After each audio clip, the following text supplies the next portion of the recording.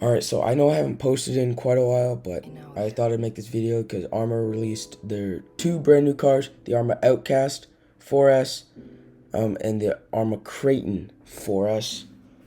So I'm just going to give you an overview, help you decide what car you might like, what car you might want to get, what car is better suited for you, and just stuff like that. Alright, so if you came here for like a quick answer, then the quickest thing I can tell you is if you are a more experienced driver and are good at controlling the car and have good throttle control, then the Outcast is probably better for you because it's a little bit more difficult to handle because of the short chassis. So it's obviously gonna pop wheelies more and gonna do more backflips in the air. But I do feel like it might break a little bit more, even though it's almost the exact same car as the Kraton. I just feel like it'll break more because you're doing a lot more stunts. But if you're more of a beginner driver, only been in a hobby for a couple months, maybe even a year, but you're not very good at driving, then the Kraton's probably for you because it's not gonna pull wheelies as easily. Still gonna pull wheelies really easily, but not as easy as the Outcast. And it's definitely gonna be a lot easier to control than the Outcast. So that's just like a quick take if you came here for a quick answer. Alright, so now here's the more in-depth answer for those of you who are still debating, kind of in the middle, been in the hobby for a couple years, not the greatest driver, but still pretty good at driving, not awful, not great. It's kind of like me, I've been in the hobby for 3 years, and I still don't know what to do. I'm still debating on the Outcast and the Outcast and the Kraton. I really don't know. But anyway, so if you came here for a longer, more in-depth review on the cars, on each car, helping you decide and so you're 100% sure what you want, this is definitely the video for you. So I'm gonna do some similarity comparisons and then difference comparisons between the two trucks first. So the Kraton comes in two colors, so did the Outcast. Both trucks come with two colors. The Outcast, you got the brown, which I think looks really good, but I do like the blue a little bit more. That's just up to your preference. And the Kraton comes in a green, which you see here, and then the blue. Although it does say ready to run, both trucks you do need a battery and a charger to complete it, and Horizon Hobby sets this up for you right here, so you can just buy the things right here. You don't have to go searching, so you can just go the bundles, which is like a charger and battery, or you can just do separate batteries if you already have a charger, or you can just get a charger if you already have some batteries or you want a better charger. Just simple stuff like that. And of course you're going to need AA batteries for the controller. The Outcast looks pretty sick. They are the same truck underneath pretty much. Here, let me slide over. Like same arms. Yeah, so essentially it is just the exact same truck. It's just longer or shorter wheelbase. And the chassis brace, this is a newer feature for Arma cars. This is a suspension thing, so this will help dampen and allow the chassis to flex a little bit more than if it were to just be completely solid. So let's say you get into a head-on crash, this will collapse on each other like a suspension pretty much, and it'll just pretty much help save this bar here and help save your chassis a little bit. But the Kraton comes with copperhead tires. Copperhead tires are pretty good, but they are known to expand. I don't know if they fixed that or not. I believe they have. So the Outcast, when you're pulling wheelies, is obviously going to go a little bit higher. Alright, so you can see here that the wheelie bar is really high on this. And on this it's quite low. That's mainly so you can do standing backflips, or if you want to ride like a wheelie, then it's going to be nearly vertical. It's probably going to be 75, 80 degrees. This is probably going to be at a 45 degree angle, maybe 35, something like that. It does say that it is 16% larger than the original version, and this is 17% larger.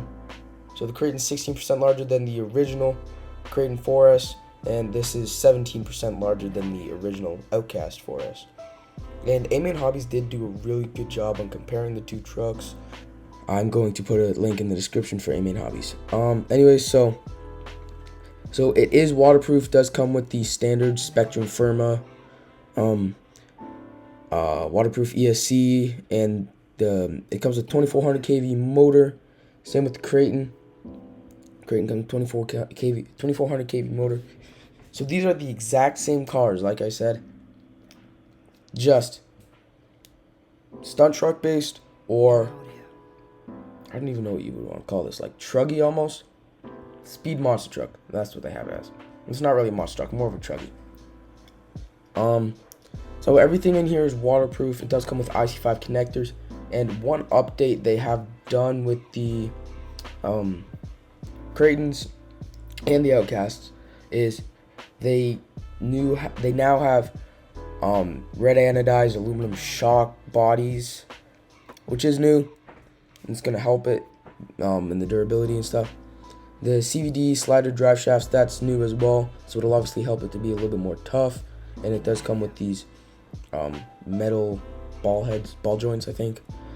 And the old ones had plastic input and differential gears, so now it comes with steel gears, which is really good. It does come with the SLT transmitter, not the greatest thing in the world, but it is a pretty decent controller.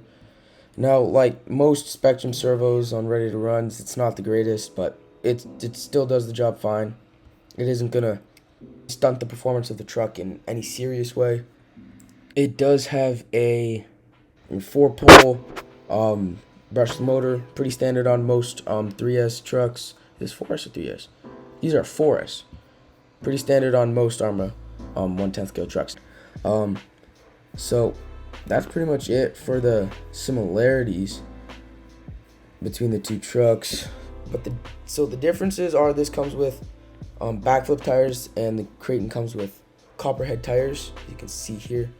And the backflip tires are definitely going to help it do more backflips because they have more rotating mass, so it's going to help it flip more, plus a shorter chassis.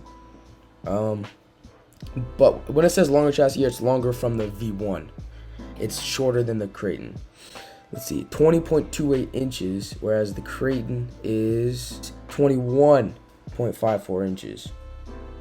And it is 0.74 inches longer than the original V1. And this is 1.08 inches longer.